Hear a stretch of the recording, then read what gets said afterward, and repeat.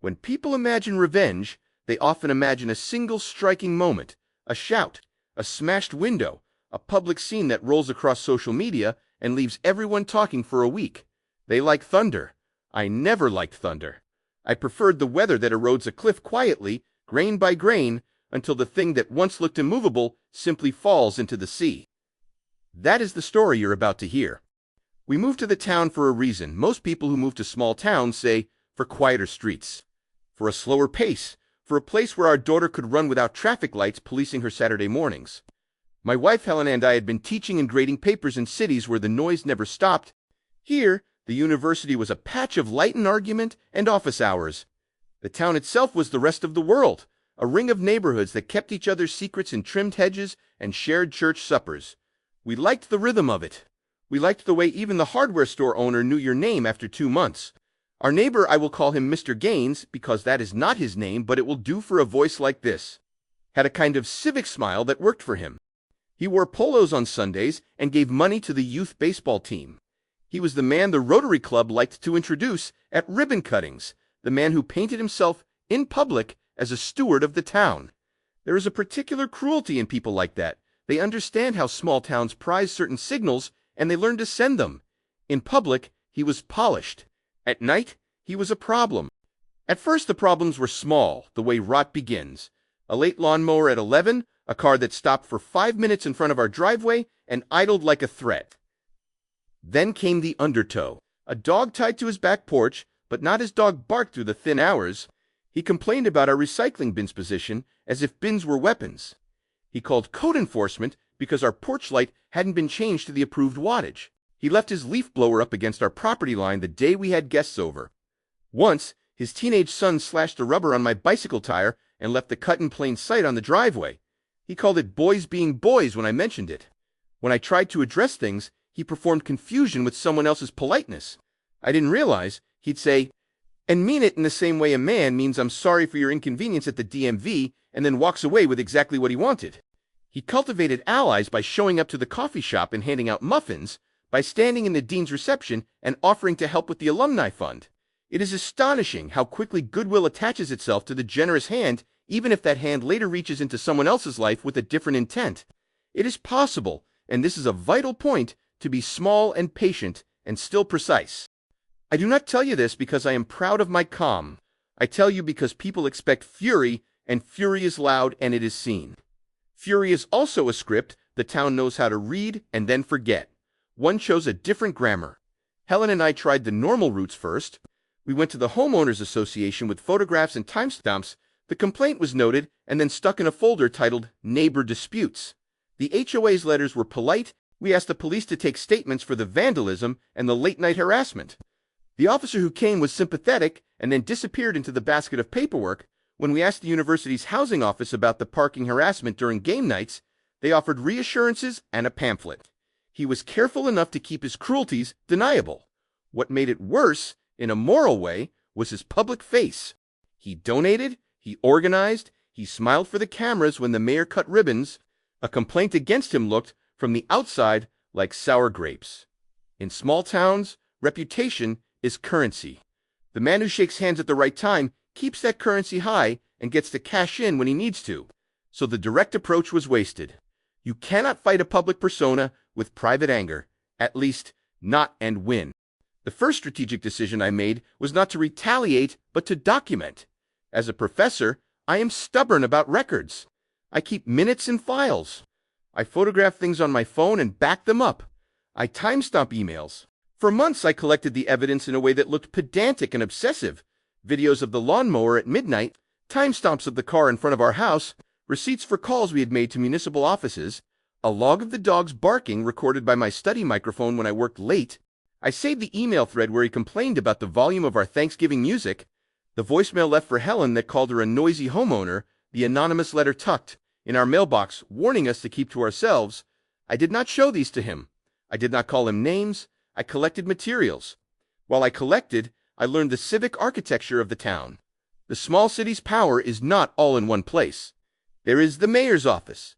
Yes, there is also the high school booster club, the church board, the historical society, the volunteer fire department, the PTA, the community foundation, and the weekly paper that still publishes printed opinion pieces, they are a lattice, and a lattice can both support and cage. I began to place small, innocuous seeds. I volunteered at the library and learned the librarian's rhythms. I joined the PTA, though our daughter's school had enough parents to staff a small adjunct of city governance. I used faculty meetings to mention the importance of community partnerships. I tutored undergraduates who loved the town but hated its gossip. I planted myself in community roles, not to grandstand, but to be present, to be someone who mattered quietly. Being visible in the benign ways made a difference. It is much easier to tear down the reputation of a man who stands alone when you populate the space with other people who are known and trusted. Think of it like adding beams to a structure. The structure then cannot move freely without the beams noticing. Concurrently, I began a careful choreography of truth. I did not invent scandals, I found them. That requires patience as much as nerve. Mr. Gaines, in his performative stewardship, had a particular weakness. He liked to direct community projects and then preside over the money when the receipts were vague. Some of his schemes involved fundraisers for the youth baseball team and a community garden that, on paper, required donations from local businesses. He had a talent for funneling administrative duties into his hands. It is a tempting place for someone who likes to be both the organizer and the applause. So I did the unglamorous. I spoke to the treasurer of the baseball league, and she told me, in the caution we like to use when gossip looks legal, that the records were messy. I made a copy of public filings for the Garden Association and found discrepancies. I did this not to destroy people for petty reasons, but because the discrepancy had consequences. Kids' uniforms unpaid, supplies missing, an elderly volunteer left to scope costs alone. Next, I walked the town's social map. The volunteer who runs the soup kitchen once confided that she had paid for seed money out of her own pocket after a donation. Mr. Gaines had promised never seemed to reach the bank. The high school principal mentioned offhand that a scholarship fund registered in Mr. Gaines' stewardship had a drop in reported donations last quarter. Little things stitched together started to show a pattern. Public generosity where things could be seen, private disappearance where numbers were needed. There is a moral line in these things. I consulted an old friend who practiced municipal law. I did not ask him to do anything illegal. I asked him what an ordinary citizen could do to encourage transparency. He told me the right questions to ask, where to go in public records, how to file a request under state transparency laws, how to protect myself and the town from libel accusations. He told me patience and a paper trail are the safest weapons. And so I filed carefully, civilly a set of public records requests.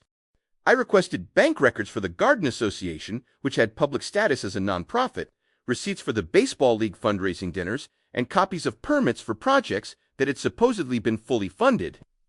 The law obliged him to show what he had promised, and townsfolk are often polite to the point of sloppy with documentation. The pages came back with footnotes and gaps when the gaps appeared. I did not write polemics. I did not plaster accusations on telephone poles. I composed calm emails to the organizations that had partnered with Mr. Gaines, offering to help reconcile the records pro bono. I offered spreadsheets and afternoon sessions at the library where the treasurer and I could review ledgers together. I offered help that made me look like the neighbor who wanted to fix things. In every case, the act of reconciling revealed more small anomalies that begged for explanation. You cannot shame a town if you are only a stranger at the edges of it. You can shame a town if you are seen as caring. That is why I spent evenings at community dinners, quietly talking about the weekends, scoring at the baseball game, or the new mural downtown. People listened, and they trusted the neighbor who pays attention. At the same time, I worked the media, but in a way the small-town media respects, through careful transparency. The weekly paper had an editor who liked depth pieces. I suggested a public interest article about volunteer associations and fiscal oversight. I did not name names, I suggested topics.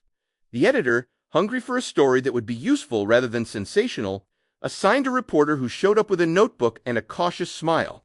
She found the same gaps I had noted and asked the same questions. She did not run the piece as an attack. She ran it as a civic column titled, "When Good Deeds Need True Records." It was sober. It quoted law and practice and asked for public comment. The article made people think that perhaps the place they most trusted for charity needed to be watched like any public office. People do not like to be told their steward might have flaws. At first, many of Mr. Gaines' allies offered mild defenses. He would never steal, some would say, because they did not want to imagine the businessman in their club cashing out of community gardens funds. But the reporter's piece had done its job. It introduced the word transparency into conversation, and transparency looks like bad news to anyone who has been getting away with adaptive bookkeeping. There were also other things I learned. Mr. Gaines had a reputation crafted not only with ribbons, but with personal favors. He used his influence to get a building permit fast for a friend for a project the town had reservations about. He promised board seats in arts programs to donors who then discovered empty chairs. He liked to mediate disputes and then be seen as the conciliator. He used his personal charm as currency. CHARM cannot be traced, but the commitments that follow charm can. I started to talk to the people who had once benefited from his convenience and discovered they felt exposed when I reminded them gently that benefits given on a smile have strings in the long run. A local contractor told me he had reduced bids for Mr. Gaines because they were good for publicity but never been paid. A church treasurer told me that her ledger had an entry that never matched the deposit slip. These were ordinary disappointments, but in accumulation they suggested a habit. In a small town, patterns are seen by those who attend. When more than one pattern points toward the same person, the pattern begins to resemble an argument. The advantage of working through institutions rather than through rumor is that institutions produce documents, and documents, in public, have to be answered.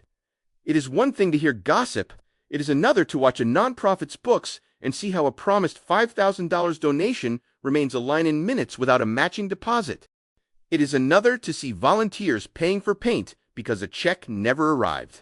It is another to compile an orderly, civil packet of evidence and hand it to a reporter, to the boosters, to the city finance officer, and say, "Would you look at this? We owe this town more candor." Ask a small town that question, and the town will answer. It may be awkward, it may be painful, but it will answer. And answer it did.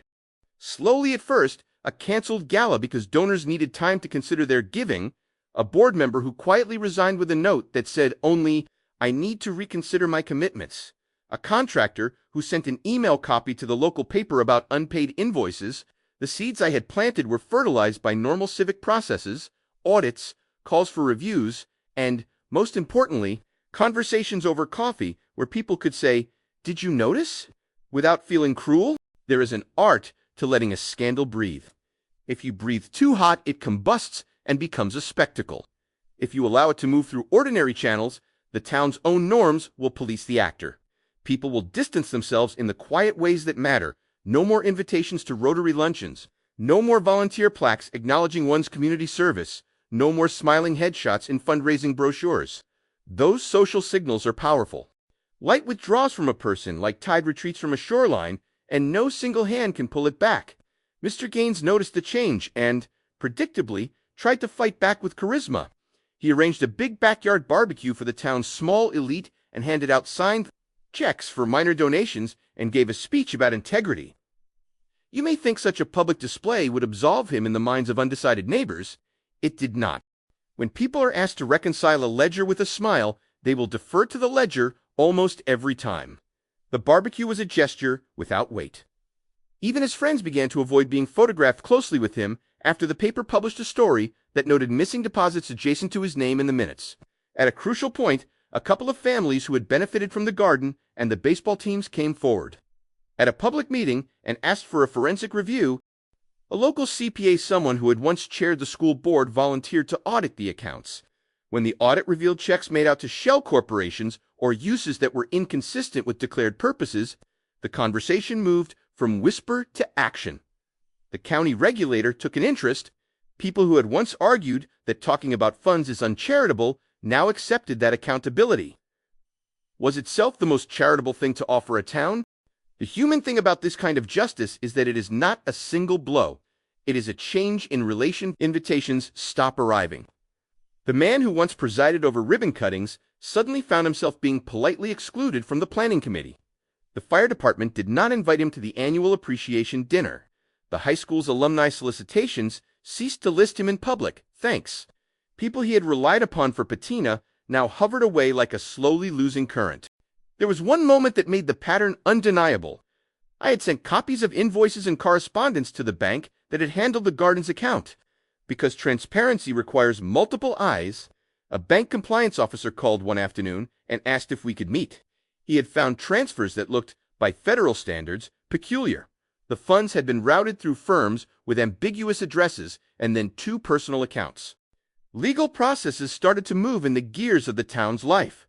The county asked questions. The nonprofits board initiated procedures to reclaim funds. Mr. Gaines' home phone began to ring with numbers that had nothing to do with his polished friends, but everything to do with auditors and disgruntled suppliers. It is not pretty watching someone's social life disintegrate. There is a moment between the first private admission and the later public collapse that is astonishing in its human ordinariness. The man who once ordered and was obeyed begins to get curt calls. He finds his calendar emptying. His friends make excuses at the last minute. That is the town's punishment, and it is efficient because it touches the thing Mr. Gaines treasured. Most Statisan does so without throwing a single brick. Eventually, he was forced to account. Not because I wanted him destitute, my wife hates spectacle, as do I, but because accountability is a moral guardrail. The audit revealed enough discrepancy to require remediation. There were demands for repayment and settlements to be negotiated. People he had up to then treated as background now asked for restitution. He had leveraged not just money, but goodwill. The goodwill did not forgive absent proof. The financial pressure came quietly but quickly. When contractors presented legal claims and donors sought refunds, his personal finances tightened. The local bank, which had offered him lines of credit for his community enhancements, began to call loans in. Lawyers do not have to screech to destroy you. They can file notices and wait. Property liens appeared in county records. His assets were appraised and found to be less than he owed. The polite city man who once smiled over coffee was suddenly in conversations about insolvency. Then there was the social pressure. The same neighbors who had once nodding accepted his garden plaque now asked questions in public meetings. The high school principal cut ties. The Booster Club voted not to accept funds from any donor under investigation until the records were clear. Restaurants that once sought his business for appearances were now resistant to even acknowledging him. The town had rehearsed its response, and the performance went as the script had predicted. Quiet exclusion that in a small town feels louder than a headline. Finally, he sold the house. I watched the for sale sign go up like a tiny white flag. It was not someone running in shame with battered suitcases. It was a transaction conducted in the neutral language of real estate. He listed the property, he signed papers, he moved a few boxes into a rental in a neighboring county. The town, in its own calm way, watched the truck leave and then return to its lanes and its rhythms. There were those who called it excessive cruelty. A paper columnist wrote that a man committed a lifetime of service and that he deserved due process and perhaps a chance at rehabilitation. I took no pleasure in moralizing about him. We are all a mix in life. But the ledger had been cruelly used as cover for small harms. The ledger had to be corrected. As for me, I did not stand on a balcony and gloat. When the town's accounts were reconciled and the garden's funds were restored, I returned to my work. I lectured, I graded papers, I walked my daughter to school and answered the same small-town questions. The only visible difference was that I answered them with a little more calm. I had learned that a life can be reclaimed not with spectacular grandstanding, but with steady bureaucracy and a visible willingness to do the ordinary work of community repair. Some nights, when winter sits heavy and the streetlights pool like coins, I think about the economy of small reputations. People invest in each other's public faces because the town needs to trust someone. But trust given without oversight decays.